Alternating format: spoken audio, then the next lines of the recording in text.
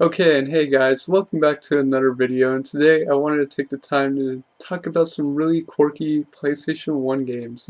If you know me, you know I love me some quirky, weird games. I love me some puzzle games and just all kinds of unique little games. And I'm also a really big fan of the PlayStation 1. I've actually built quite an extensive library of PlayStation 1 games over a long period of time, and I own quite a few, but I really do enjoy the PS1 and that era in general, like that 32-bit era. I know that era can be very hit or miss with a lot of people, but it's something about it. I just can't quite place it. That there's a certain rawness to like the 3D games that I just love, and there's a certain like just aspect to it that I'm just fascinated with the 32-bit era. So I definitely got a good chunk of quirky PlayStation 1 games, and I actually really enjoy a lot of these. So what do you say we jump into it? Okay, and first game up that I'd like to mention is a game by Natsume, and that is Block Kids for the PlayStation 1. And this is a really interesting game. Basically, this is like a super colorful anime style take on Breakout, the classic game of Breakout, where you just have a paddle and you're batting the ball back and forth and destroying blocks. The interesting thing about this is it introduces new power-ups, and you actually have the ability to kind of control the ball somewhat. You can actually press X and like jump the ball around so you can jump it over obstacles, because some of the blocks get stacked higher and higher as some of the levels progress, so you kind of need to be able to jump the ball and try and maximize your points and maximize destroying the most amount of blocks. And it's just really quirky from the unique character design in it, the level design too, and it's like I said, it's got a story mode, but it's also got some other modes that you can play like score attack and stuff like that.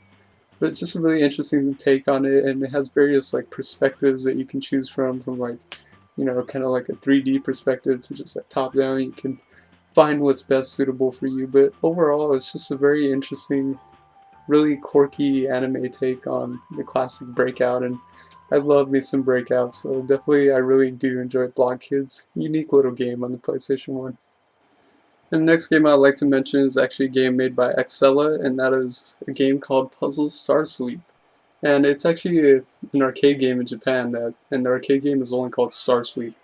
But it's made by Excella, and basically what this is an arcade puzzle game, but the gameplay is very comparable to something like Dr. Mario, actually, where you have these various colored like pieces, like, and they have like star bits on the end, or sometimes they have star bits on multiple ends. And to get rid of them, you connect the star bits to another star bit of the same color, and that'll make them disappear. It's got various modes, various like score attacks and combo attacks and stuff like that, but it also has a unique little story mode where you can play through and come across various unique little charming characters and all that. It's very super colorful, super charming with the character design. The music is actually really good too. Sound design. Overall, it's just a quirky little puzzle game. Like I said, very comparable to Dr. Mario, but it gets really addicting and has this mechanic where, when you're battling out, so these like clouds will appear and like fall on it. And in order to get rid of the clouds, you have to make a piece disappear that's connected to the cloud. So yeah, in that regards, it's totally like Dr. Mario, but with a really anime, colorful twist to it. And it's really quirky and really lighthearted, and I really enjoy it. It's a fun little pick up and play kind of puzzle game, and if you like Dr. Mario, this is a very interesting, different take on it that's really fun. So definitely check out Puzzle Star Suite. And this next game I'd like to talk about is actually one of my all-time favorite PlayStation 1 puzzle games, and it's very random. I don't think a lot of people have ever talked about this game or heard of it, because I know a lot of people would probably pass this game over just judging by the cover, but it just kind of goes back to don't judge a book by its cover, don't judge a game by its cover, but that is Builder's Block on the PlayStation 1. Now, judging by the cover, you would have no idea what kind of game this is. It's actually a Japanese arcade puzzle game made by Taito, and in Japan it's called Landmaker, and the same game in Europe is called Landmaker, so if you're trying to look for it. But this is basically comparable to something like take Bust a Move and throw in some SimCity aspects, and you have Builder's Block. It's a really interesting concept. So at its gameplay and the puzzle aspect of it, it's very comparable to something like Bust a Move, where you have various colored blocks, and you're like aiming them up and down and shooting them out, and trying to connect them to other colored blocks of the same color. But as you build them and connect them, like say you make like a 3x3 or a 4x4 of one color, that'll build a building. So like you're basically trying to make the biggest buildings possible to really maximize your points. string together and almost like making a city or something, but still comparable to something like Bust a Move. It is an arcade game, so that it does have the authentic arcade version in there, and it's got like a completely different style from like the rest of the game, but yeah, it's got like this really cool, awesome like Japanese anime style going for it. The music is actually pretty solid in the arcade version. And in the arcade mode, you just progress through various levels and you're challenging various enemies to try and beat them. And the arcade mode is actually really challenging towards the later part, but it does have other modes. And the other mode I was talking about is a mode called Puzzle Mode. And in Puzzle Mode, basically you're trying to pick an area and develop a city, like completely build a city.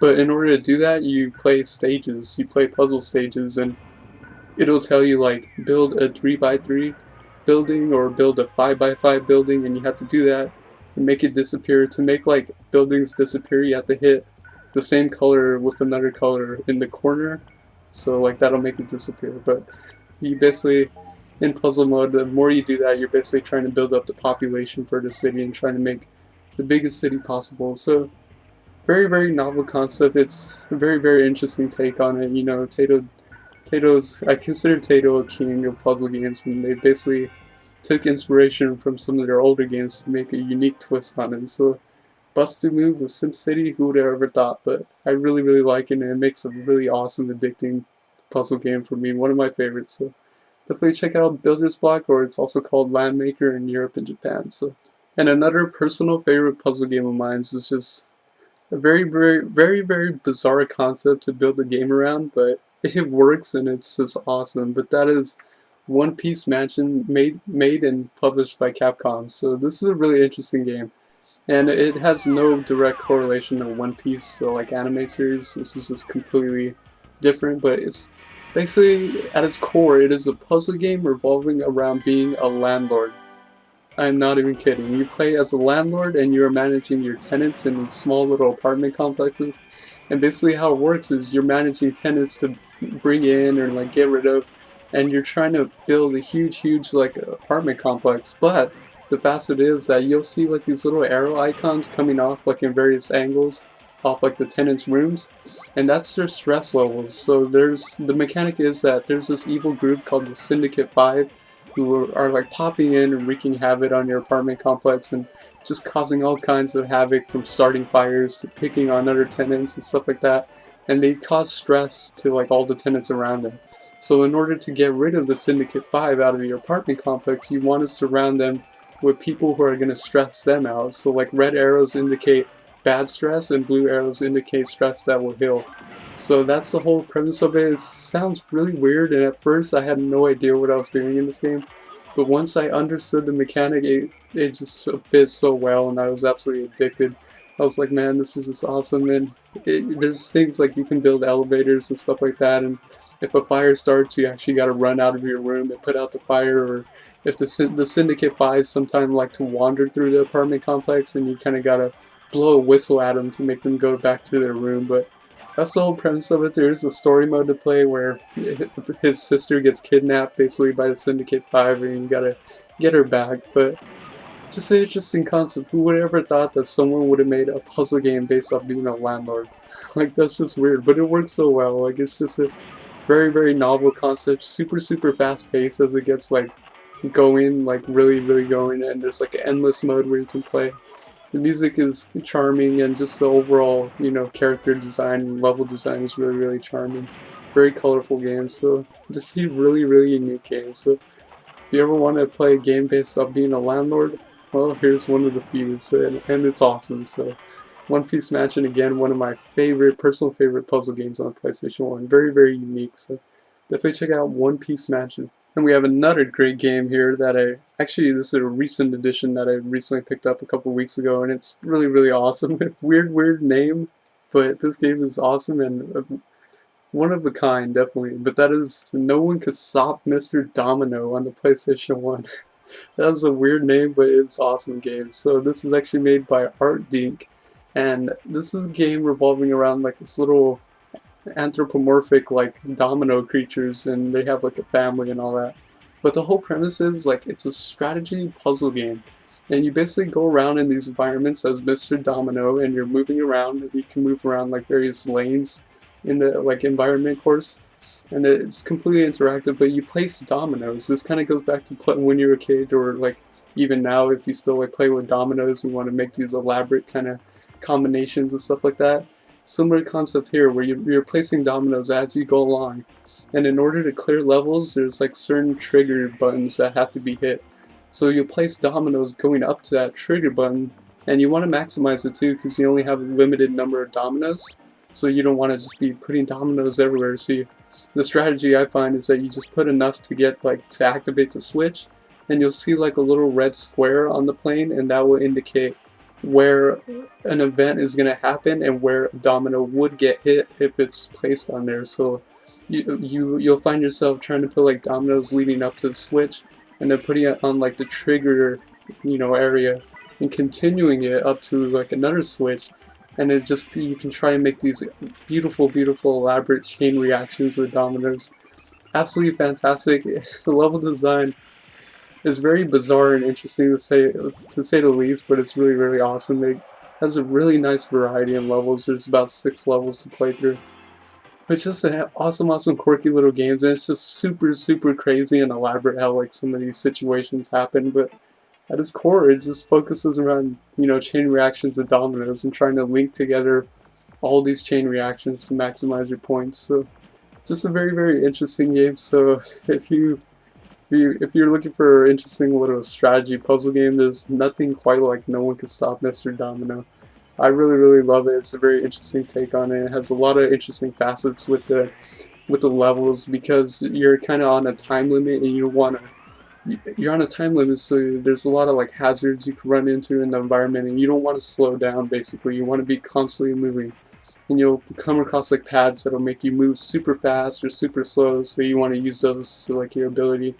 And there's obstacles to avoid and stuff like that. But just a bizarre, but one of the most interesting games I've played in quite some time, and I really, really love it. Really, really takes some learning. There's a steep learning curve, but once you really understand it, you find the true beauty of No One Can Stop Mr. Domino. So definitely check this one out if you're looking for a different kind of puzzle game. And this next game is a very interesting spin-off of the Bomberman series that a lot of people definitely don't talk about. It's a very, very bizarre take, but it's what happens when you take Bomberman and try and make it like a kart racing game, but without cards, where it's like almost horse racing or something. But that is Bomberman Fantasy Race on the PlayStation 1. And this is made by Graphic Research Incorporated, and this is a spin-off of the Bomberman series. And it's at its core, it's basically playing on like the Mario Kart franchise and just a whole kart racing series in general of, racing around tracks. You control these little Bomberman creatures, and you can pick them and stuff like that. And they have various stat differences and stuff like that. And you pick these little creatures to ride on, who are basically like your horse or something, because you jockey them and ride them, and you're racing them around these tracks. And the track design is really, really interesting. There's a lot of facets to it, because you can actually like a jockey, you can like push up and really, really push them. But if you push them too hard, it's gonna wear them out. So you kind of got to manage that. And there's tons of power-ups. You have the access and the ability to throw bombs at all times, but it kind of like, once you throw them, there's kind of like a cooldown until you can use another one. But even that, like, you can adjust by holding it down how far you throw a bomb in front of you, and I even found some mechanics where you can kind of throw a bomb slightly in front of you and like get a boost off that bomb, and it's just really elaborate. With tons of power-ups too, like very similar, you kind of got your stuff that's comparable to stuff like red shells and stuff like that, and they have like power-ups that'll slow down time and like freeze everything. But like the track design is really, really cool. There's a lot of like little interesting shortcuts and just a really bizarre, interesting track design and variety. It takes it from places like, space to like mountains and the beach and stuff like that. Various level design. Just really, really quirky, and it's a bizarre game. The controls definitely take some getting used to. It's kind of a little bit of a slippery racer, but not too bad, because it handles kind of how you would expect it to handle. And once you get the feel for it, you really do see why this is a really fun and interesting little kart racing game. And with the Bomberman franchise, and you can actually collect money and like buy various items and power-ups and stuff like that. But at its core, it is just a very, very different and bizarre take on the kart racing kind of genre, but with Bomberman. It's just a super, super wonderful, colorful you know, kind of environmental design going for it, and the music is pretty good too. So I actually really enjoy it, and I don't hear a lot of people talk about it. So it's just a very, very bizarre, interesting game.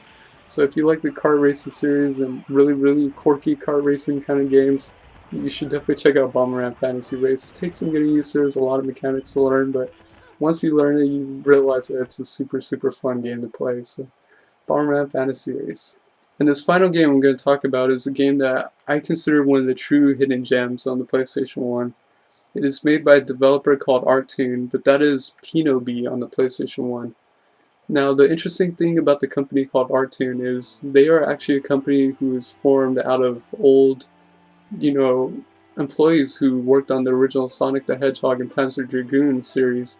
They left Sega back in the day to create this new company called Artoon, and one of the first games they made with in collaboration with Hudson is this game here, Pinobee. And you'll definitely see some inspiration from Sonic the Hedgehog in this game, but the whole premise is, the story of it is that you play as this little robotic bee character named Pinobee, and he's basically trying to find his grandpa bee who made him. He was randomly kidnapped one day, so he's trying to go on a search to find him throughout these various levels.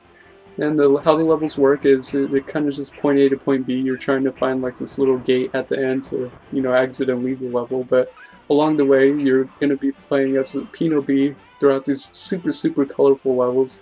And the level design is really awesome. There's huge variety, lots of different obstacles and hazards, but you're playing as Pinobee and you have this dash ability where you can dash around super fast and like hover, and you're trying to go around these environments collecting as much flower petals as possible. You'll also come across lots of items to collect and lots of people to help out along the way. And there's also, besides these levels, there's after a certain amount of levels you will fight a boss battle actually, and the boss battles are really interesting. But it's just an awesome game. It's super fun to play and super super fast paced. Like it just feels so awesome just dashing around like bam bam bam.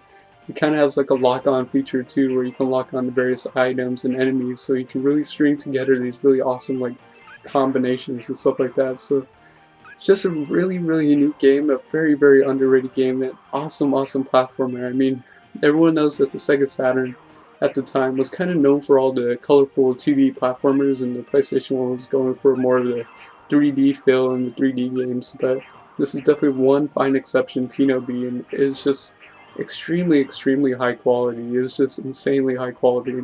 I think one of the true, true hidden gems of a platforming game that just no one talks about, which I think is kind of sad because it is a wonderful game. It just cheers me up so much and it feels good. And I'm not even kidding, this is one of my all-time favorite platforming games. I think it's that good. So definitely if you want a really, really colorful 2D platforming game, you cannot go wrong with Pinobee. I think it's truly a fine, fine game on the PlayStation 1. And that is it for the video. I'd like to thank you guys for watching. As always, just taking a look at some awesome quirky PlayStation 1 games. You know, I love me some quirky games, and I really do love the PlayStation 1. It's a unique era that I still really respond to. I know a lot of people, the 32-bit era can be very hit or miss with a lot of people, but to me, there's something about it. There's something about this era in particular with the Sega Saturn PlayStation 1 that I just really respond to. And it's one of my favorite eras, but you know, definitely thank you for watching. You know, I love me some quirky games, and I love me some quirky games to the point where I probably will do another video with the PlayStation 1 talking about even more quirky games, so that you can just consider this like volume 1, where I'm definitely on the hunt for more quirky games to add to the collection. But anyways, thank you for watching. I also plan on doing more videos like this where it's just a compilation of various games and talking about various games and various genres from various systems, so you can kind of look forward to more videos similar to this. But anyways, thank you for watching. Until next time, I'll see you guys later. Bye guys.